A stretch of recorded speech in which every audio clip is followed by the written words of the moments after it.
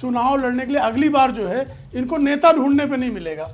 अभी जुए की बात कर रहे थे श्रीमान जीतू पटवारी जी, जुए वालों से पैसा वसूलना जो है ये कांग्रेस की आदत है। जुआ खेलना जो है भूपेश बघेल ने किस तरह से जुए वालों से वसूली की ये लोग जानते हैं भली बात ही।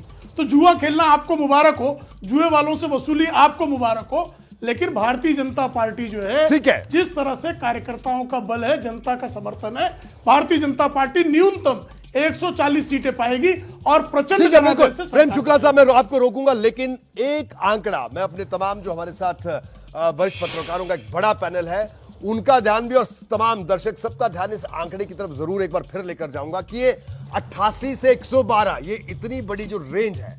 आप भी सोच रहे होंगे कि अमूमन, हालांकि सी वोटर ने जो सर्वे किया इस पर भी हम और लगातार हम चर्चा कर रहे हैं, अमूमन हम बात बोलते हैं 5 से 7, लेकिन यहां तो 88 से 112 और 113 से 137।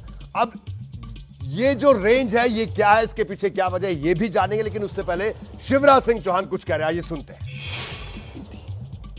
बेटियां आती थी, बच्चे भी आते थे, और बहनों का जो लाड़ और प्यार मिला वो अद्भुत और अभूतपूर्व है। अभी भी मैं कई जगह जाता हूं तो बहनें दौड़ के जाती है और ये कहती कि भैया अपन जीत रहे हैं। वो ये नहीं कहती कि बीजेपी की सरकार बनेगी कि आपकी सरकार बनेगी, वो ये कहती कि अपन जीत रहे हैं। अपन जीत रहे हैं मतलब बीजेपी की जीत में बहनों को अपनी जीत दिखाई दे रही है, और इसलिए लाडली बहना ने सचमुच में चमत्कार किया है। वोटिंग के बाद हमारे बीजेपी की भी कई नेताओं से बात हुई, अनौपचारिक चर्चा में भी आप 140 तक पहुंचे, बीजेपी के अन्य नेता भी 140 तक नहीं पहुंच पा रहे, 120, 25, 130 तक ही पहुंच पा रहे थे। लेकिन ये तो मतलब जिस तरीके से बताया जा रहा है आप 40 तक सबसे हाईएस्ट आप कर रहा है, लेकिन अब ये तो उम्मीद से भी थोड़ा ज्यादा। देखो, मैंने केवल संभल के बोला था, लेकिन मैंने कई जगह ये कहा कि तो शिवराज सिंह चौहान लाडली बहना योजना का जिक्र एक बार फिर कर रहे हैं और उनका कहना है कि जीत होगी, ये योजना बड़ी गेम चेंजर साबित होगी। लेकिन जल्दी से उस आंकड़े को आपको दिखाते हैं जो मैंने बात कही थी कि 88 से 112, 113 से 137, ये जो इतनी बड़ी रेंज है इसके पीछे की वजह क्या है, जल्दी से जानने के लिए रोमाना का रुख करेंगे। जी रोमाना।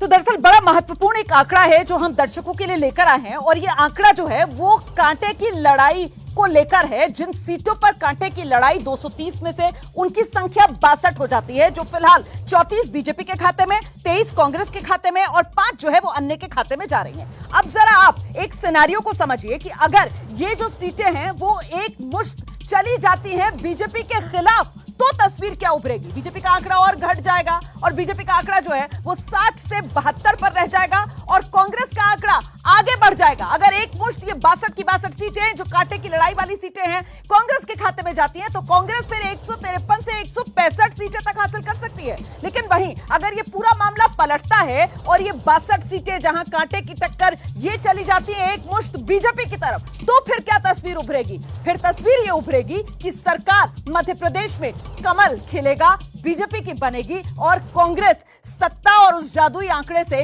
पीछे रह जाएगी। 96 से 108 पर कांग्रेस सिमट जाएगी और बीजेपी का आंकड़ा जो है वो 117 से 129 पर पहुंच जाएगा। दरअसल ये जो आंकड़ा है वो कांटे की लड़ाई 62 सीटें, उसकी वजह से मामला पेचीदा। बिल्कुल रोमाना, ये आपने बात कही है 62 सीटें, और सीधा खालिद अख्तर साहब हमारे साथ मौजूद हैं, सी वोटर के एडिटर है, उनसे हम बात करेंगे। खालिद अख्तर साहब, ये 62 सीटें आपने कहा कांटे की टक्कर है, तो बीजेपी भी जीत सकती है, कांग्रेस भी जीत सकती है, तो फिर तो ये मतलब इसमें कहीं ना कहीं एक बात निकल कर सामने आ रही है कि जो आम आदमी के जहन में सवाल उठेगा, साहब ये तो कोई भी कह सकता है कि कोई भी जीत जाएगा, लेकिन ये इतनी बड़ी रेंज आखिरकार ये किस तरह की कांटे की टक्कर है, मैं चाहूंगा जरूर आप दर्शकों को जरूर बताएं। नहीं, देखिए, जो शुरू में जो हमने ओवरऑल जो आंकड़ा दिखाया उसमें हमने बताया कि क्या सीन है। उसमें हमने बोला कि साहब कांग्रेस जो 113 से 137 और बीजेपी 88 से 112 सीटें जीत सकती है। लेकिन देखिए, हम लोग ये जो सर्वे करते हैं ये थ्रू आउट द ईयर हमारा चलता है ट्रैकर, और हमने पुराने भी सर्वेस के बेसिस पे हमने ये एक्सपीरियंस हमारा ये रहा कि एक बेहतर प्रेडिक्शन के लिए हमें जो है जो मार्जिनल सीट्स हैं उनका भी हमें माइक्रो एनालिसिस करना चाहिए, तभी हमारा एक ये प्रेडिक्शन हम दर्शकों को सही तरीके से बता पाएंगे।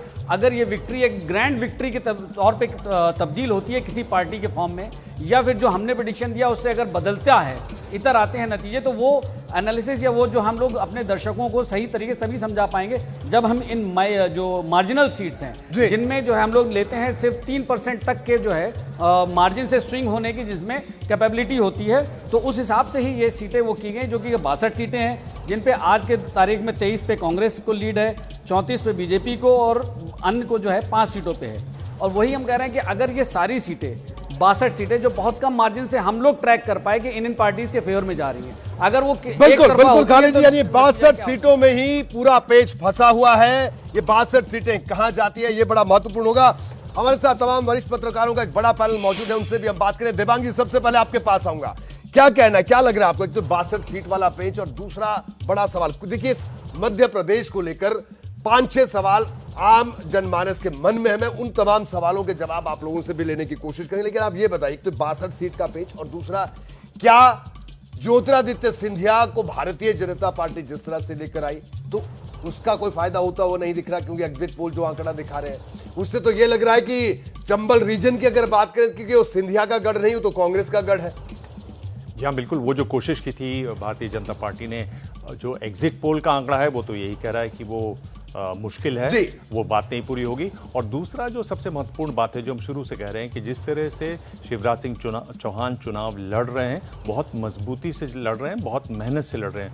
मुझे लगता है कि बीजेपी से कहीं ना कहीं शायद चूक हुई कि वो उन्होंने थोड़ा सा साइडलाइन किया। अगर साथ लेकर चलते तो ये आंकड़ा और बदल सकता था, ये हम शुरू से कह रहे हैं। वही चीज़ हमने राजस्थान में देखी, मजबूती से लड़ रहे हैं वहाँ अशोक गहलोत भी। तो ये दो मुख्यमंत्री जिनको उनके जो केंद्रीय नेतृत्व है उन्होंने थोड़ा दरकिनार किया, वो अच्छी तरह से लड़ रहे हैं और दोनों एग्जिट पोल जो हैं वो यही बता रहे हैं। जी राकेश जी, आपके पास आऊंगा। आप ये बताइए कि 7 सांसदों को भारतीय जनता पार्टी ने लड़ाया और एक नैरेटिव बनाने की कोशिश हुई कि अलग अलग क्षेत्रों के हैं सांसद, तो एक माहौल बनेगा उस क्षेत्र में, उस इलाके में कि हमारे इलाके से भी मुख्यमंत्री बन सकता है, हमारे इलाके से भी मुख्यमंत्री बन सकता है। लेकिन जो एग्जिट पोल दिखा रहा है वहां तो 4 रीजन में तो कांग्रेस एक तरफा बढ़त बनाती हुई दिख रही है। तो क्या भारतीय जनता पार्टी की स्ट्रेटेजीज का कोई फायदा नहीं होता हुआ दिखा? राकेश शुक्ला जी, यदि इस आंकड़े को देखें तो निश्चित तौर पे आप ग्वालियर चंबल में जाएंगे तो ग्वालियर चंबल में भारतीय जनता पार्टी के 3 बड़े चेहरे हैं, ज्योतिरादित्य सिंधिया जी, नरेंद्र सिंह तोमर जी और प्रदेश अध्यक्ष बीडी शर्मा जी। और वहाँ जो आंकड़ा आया है वो भारतीय जनता पार्टी के लिए बहुत निराश करने वाला है। फिर आप महाकौंसल में आइए तो महाकौंसल से भाजपा के पूर्व प्रदेश अध्यक्ष राकेश सिंह जी, केंद्रीय मंत्री प्रहलाद पटेल जी और आपके फग्गन सिंह कुलस्ते केंद्रीय मंत्री, ये 3 बड़े चेहरे आपके महाकौंसल में।